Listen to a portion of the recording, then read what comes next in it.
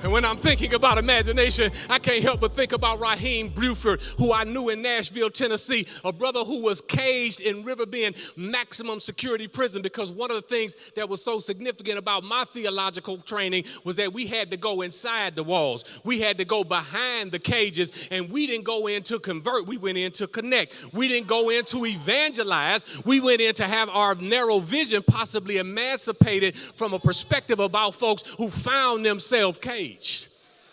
And Raheem Buford talks about when Dr. Forrest Harris, who is the president of American Baptist College, he's also the director of the Kelly Miller Institute of Black Church Studies at Vanderbilt, being intentional about making sure that we're educating folks who go out in the world and make a difference. And I'll say this real quickly. John Wilson, in his book, Hope and Healing, Black Colleges and the Future of American Democracy, who was here last year, talked about if democracy is going to be saved in this country, it's got to come from HBCUs, because HBCUs have produced moral agents who care about making the world a better place, who care about equity, who care about justice, who care about repair.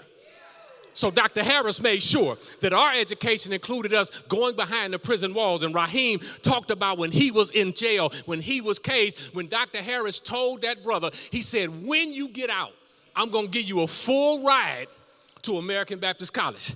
Raheem said at that point, he had 3 bail hearings, had his bail denied 3 times. He said, because Dr. Harris chose one word, you own it, sister, because Dr. Harris didn't say if you get out, Dr. Harris said to him, when you get out. And he said it was at that moment that his imagination, which had been held bondage or had been held captive to the nose, it was at that moment that that brother began to envision himself going to school. It was at that moment that that brother began to envision himself walking across the stage. It was at that moment that that brother began to envision himself walking across campus. And I'll never forget when he got out, then gone to American Baptist College. Now the brother then graduated, got a 501c3, working the bail fund, helping other folk, because somebody was willing to speak a word that did something to help his imagination to see the future possible for himself.